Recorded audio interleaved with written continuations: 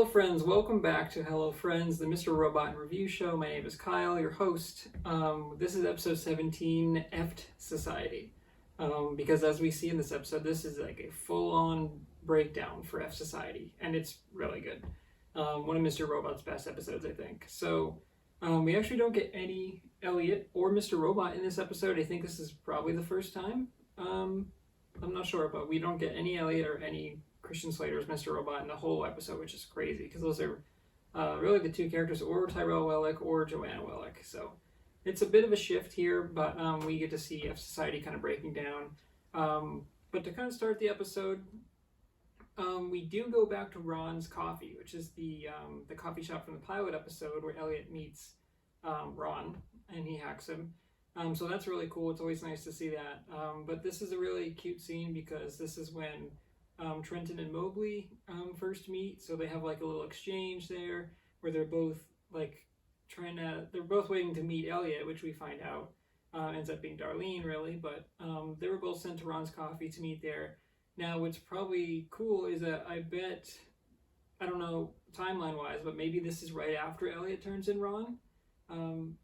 Like maybe Elliot turns in Ron, calls the cops, leaves, and then shortly after that is when they're waiting for Elliot. Who knows, but again, really cool for Sam to touch back on where the series all started, basically.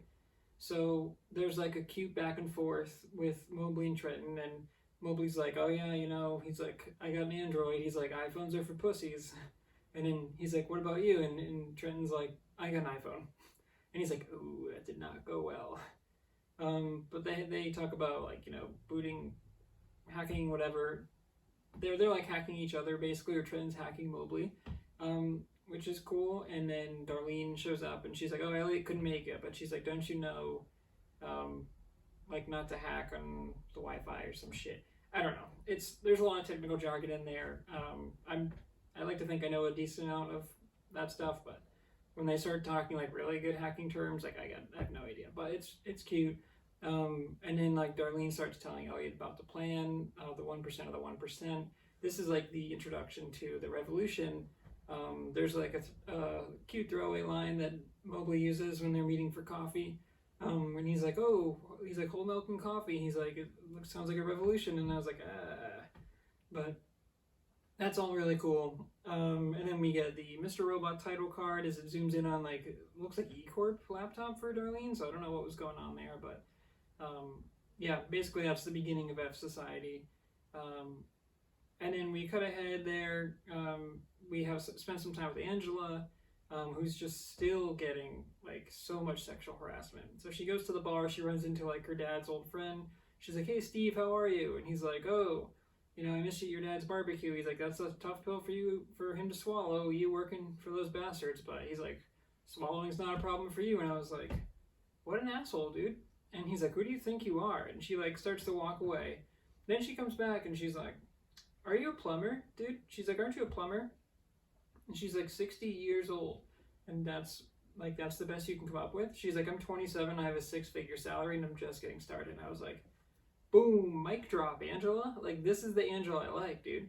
It's like Angela flips a switch there, and she's like, I know, like, what I'm doing. She keeps saying, like, I'm respected at E-Corp, and, like, her dad was laughing at her, and no one believes in her, and they're like, those bastards, you killed Kenny, you bastards. But, man, Angela, she knows her worth, and she knows she's kind of, like, doing a victory lap here. She's like, look, I'm making money, hand over fist. She's like, I have ambition, I have drive. She's like, all those kind of tapes that she's playing in her head are starting to pay off. So Portia does a great job, as always, as Angela. So she kind of has like this cool, like almost like dead look in her eye. And then she has like this awesome scene where she sings the song, I can't remember the name of it. It's like Welcome to the New World, which is really cool because it overlays F Society, who's kind of freaking out there. We'll get to that in a second. Sorry, I feel like I'm kind of all over the place with this episode, but yeah, Angela eventually like is on a date with this guy who we at the very end find out he's actually working for the FBI. Dom likes kind of set him up. He's like, hey, basically you want a date with Angela. He's like, ever since I've been tracking her. She hasn't done anything. And he's like, she just ditched me for an old dude. And Dom's like, a contact? And he's like, no, I'm pretty sure she's just into old dudes. And the guy that Angel hooks up with seems like a super nice guy. He's like, oh yeah, I'm taking my niece to the zoo tomorrow. And he's like, all right, I got to get back. And Angel's like, or you could talk to me. And I'm like, touche. Because if Portia Doubleday starts hitting on you, you don't pass that up. Because she's gorgeous. So, going back to F Society, we find out it's the 4th of July. They actually get to tap into the FBI's conference call, which is nice. So they like enter like the meeting or the access code, and they put it on speaker, and then they just leak. They record that and they leak that whole thing to the FBI. So now the FBI is under hot water for the corporate call. They talk about Project Berenstein. They do mention that one person is dead, but there's 16 suspects. The one person we know is Romero. But the FBI is like hot on the trail of F Society, and F Society is freaking out because, Mobley is like, hey, they mentioned one person's dead, that's got to be Romero. He's like, they mentioned they have 16 suspects. He's like, we have to be on that list. Like, there's no way. And everyone's like, come on, it's gonna be cool. And that's when Madam Executioner shows back up. I think her name's Susan something. I may edit that in there, but she actually comes back home. And so Trenton's like, guys, and then she like looks back, and then they're all like, oh shit.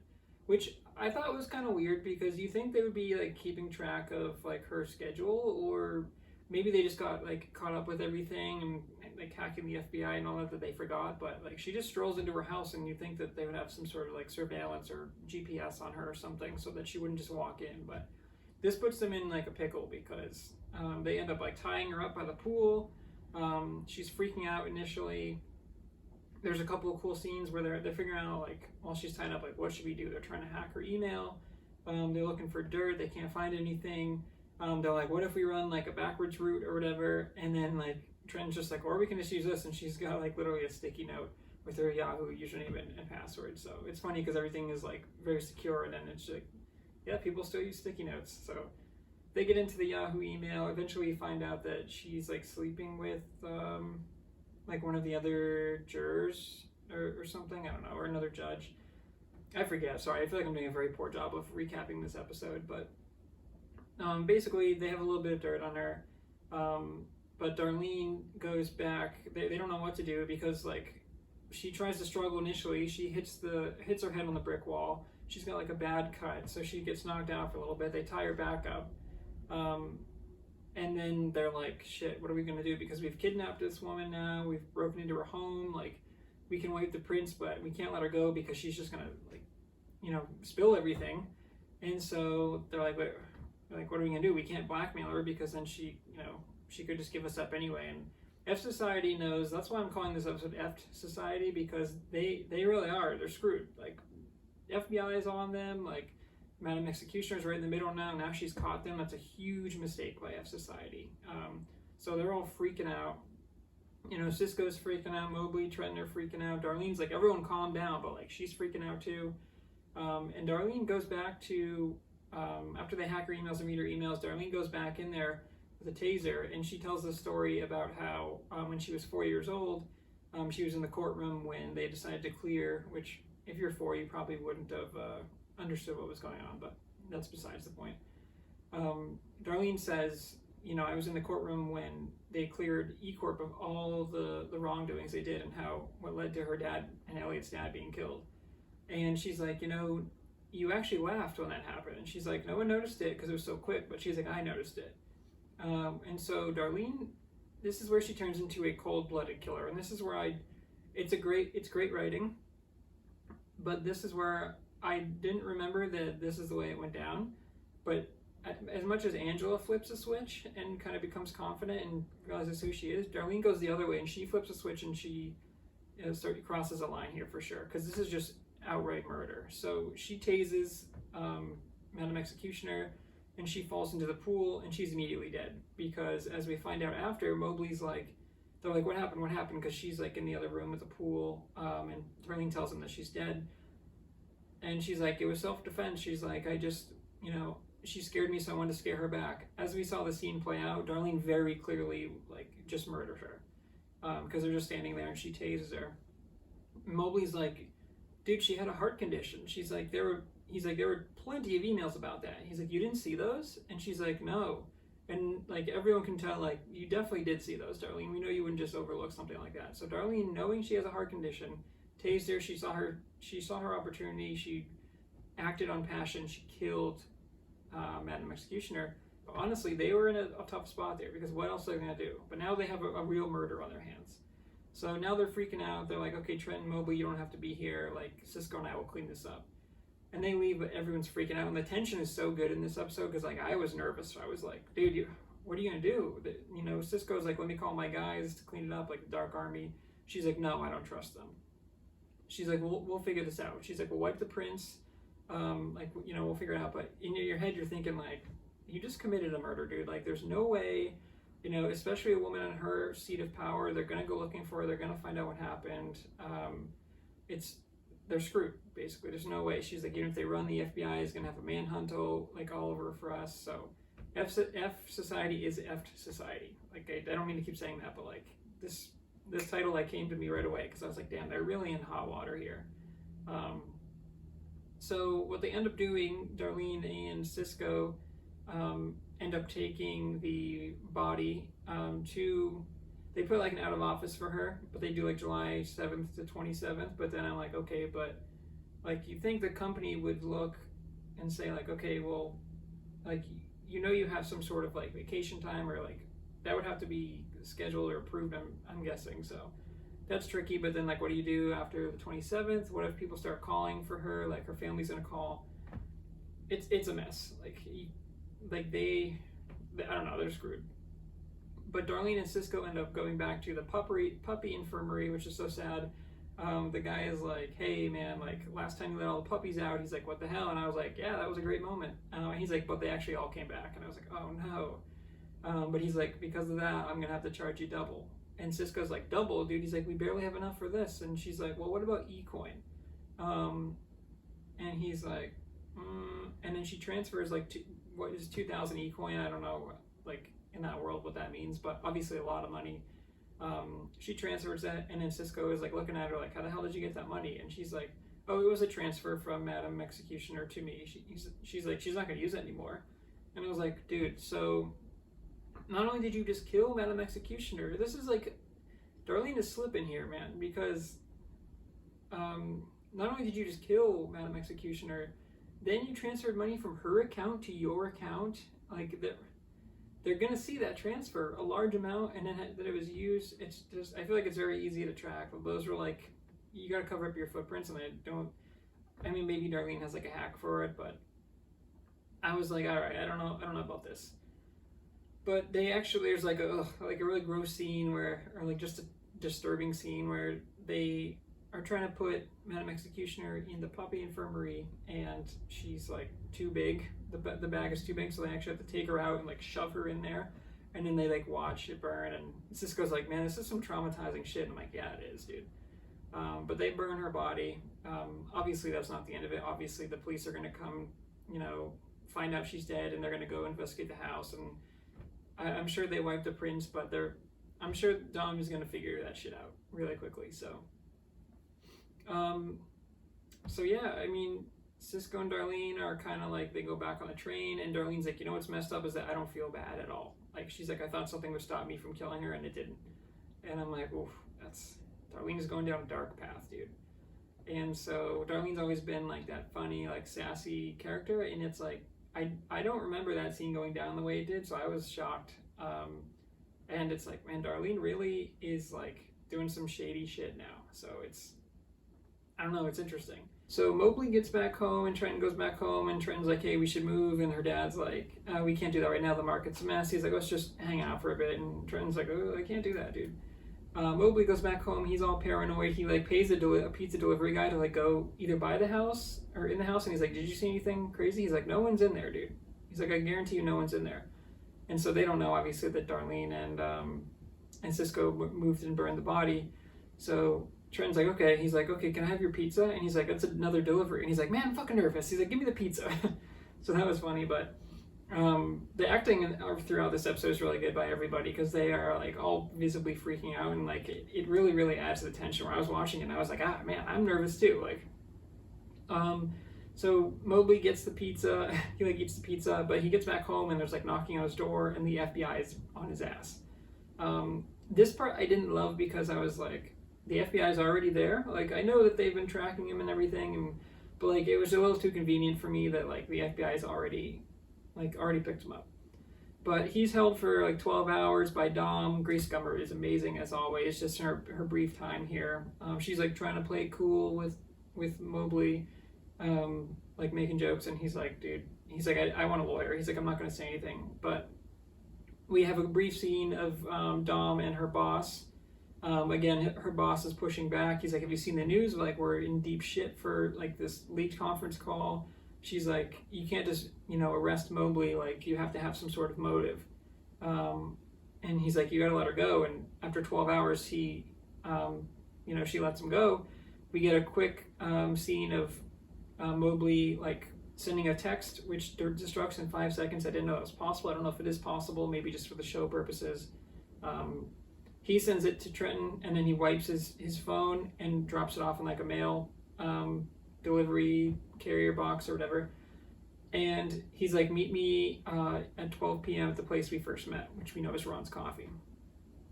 And so Trenton sees that. Oh, he's like, we're burnt. He's like, we need to leave ASAP. And so basically he's like, we're screwed. Like, we're done. We're kaput. Trenton gets that text and she sees it and she's worried, but she goes to Ron's Coffee. She's waiting there. Trenton hasn't showed up. Mobley hasn't showed up there. And she texts him and she's like, where are you? I've been waiting 2 hours. Like, I don't know what's going on. And we don't know what's going on with Mobley, but we fear something bad has happened, obviously. And then very end of the episode, Cisco and Darlene are chilling because Cisco's like, hey, you can hang at my place. And there's always been kind of like a connection. I think they were dating before or just hooking up. And so they come back and, Darlene wakes up and Cisco leaves his computer up, which seems like a rookie mistake because he's in the shower, Darlene easily like gets into it. And it turns out that he's been like recording Darlene or sent them like a picture of her sleeping, the Dark Army. And he says like, she's with me. I have the target or whatever. And they're like, great, stage 2 is about to begin. Darlene freaks out. She finds out her trust with Cisco is completely ruined. Cisco gets out of the shower. He's like, hey, what's up? And then like Darlene just completely smashed his whole computer. And he's like, what the fuck? And he turns around and then we get a great scene of Darlene literally swinging a bat into the camera. And as the crack of the bat sounds, it cuts to black. So excellent episode. White Rose for me for this one. It's got to be Mobley. It's played by Azar Khan, if I'm saying that right. He's the only one really that has kind of his head on the shoulders in this one, and they're all freaking out. And again, the supporting cast or the group of characters in this show, which again does not include Elliot, Mr. Robot, or either of the Wellix, so Tyrell or Joanna, or we don't get Joey Badass. No one from season 2, really, the big characters are in this. And there's very few episodes, I think, without Elliot or Mr. Robot. So the fact that this is one of the better episodes, I think, it just speaks to the show as a whole and how good it is. But between the score and the shots, but really just the writing and the tension throughout the whole episode, I really loved all the actors just like freaking out when she comes home and just like trying to figure out what to do. And like the quick camera cuts were really cool because they were like putting in the USB chips to all these different devices, and like it's just so well made. And I was like, man, this show is so good when it's hitting on all cylinders, which it so often is. But I think Mobley he's really the only one that was acting rational. He was like the realist where he's like, hey, we're screwed. And then he even tells Trenton like, what we did was colossally stupid. He's like, we're trying to start a revolution, but he's like, man, we made a mistake and now we're getting caught and now we're all screwed. So whether the Dark Army is going to hunt us down or the FBI is going to throw us in prison, like we're going to get caught and like time's running out for us. So it's too bad because even though F Society is a hacker group and they're kind of like the villains in the show, although E-Corp is supposed to be like the kind of the main antagonist, the biggest conglomerate, as Angela reminds us. like F Society is like a weird protagonist. And because the characters are so likable that you root for those guys. So even though what they're doing is illegal, and normally like I don't know, I guess you're kind of rooting for the FBI, although FBI is doing some shady shit. To see them kind of dismantle and just like full on meltdown mode, it's interesting because you thought they would just like cover everything up, but as Madam Executioner says before she goes out, she's like, "Man, you guys are idiots." She's like, "You have no idea what you're doing, do you?" And Trenton's kind of like, when Trenton's talking to her, she's kind of like, maybe not. Like they're all just like, you know, above average hackers, but like they made a mistake and now they don't know how to kind of tread back, or maybe they're just missing the leadership from Elliot, Mr. Robot there. So we'll kind of see how that plays out, but I think Azar Khan as Mobley was the most level-headed, and I think he understood the situation. Out of everyone, he's freaking out, and even though everyone's trying to remain calm, he's like, "Man, we shouldn't have done it. We're screwed." So his acting was phenomenal. I think he was the best out of a very, very strong group. So he gets the White Rose for me for this one. For a score, guys, like I said, I think this is one of the best episodes of Mr. Robot in the whole series. This is going to get a 9.8 for me. It's really, really great. There's no screen time wasted. The plot moves along. We get like some nice moments with the opening at Ron's Coffee between Trenton and Mobley and Darlene. But this is all about kind of the quick character changes. The way Angela goes from kind of she's been getting confident, so it's kind of been building up, but this is when she really flips a switch and she's like, "No, I know who I am, and like I'm here to mic drop. I'm here to mess stuff up." So Angela kind of flips in the right direction. Darlene kind of flips in the wrong direction. And then it's just like between the FBI on F Society's ass that continues to just mess everything up, to the Dark Army stuff that's still going on, and the Dark Army is still very dangerous, and now it looks like we don't know what's going to go on with Cisco, but Darlene obviously can't trust him, so she's got to go. But what's happened to Cisco? Is he going to die? Is Darlene going to kill him? That's all crazy, but we just saw Darlene kill Madam Executioner in this episode, so we know she's capable of murder. Would she do it with Cisco? I don't know. But like Dark Army obviously would find out if she kills him. So it's very, very interesting. There's so many different threads, and like this is why Sam just does such a great job with the writing and the direction, because it's like, man, the show, when it hits, like I said, on all cylinders, it is just, I don't think there's anything better. And it's like, it's edge of your seat, riveting action, and there's so many different characters, and there's so many different ways the show could go, and surprises and twists and turns. And like we haven't even seen what's going on with Elliot and Mr. Robot this episode, which is nice because we spend a lot of time with them so far, and Ray's character, which I think that arc is kind of wrapped up now.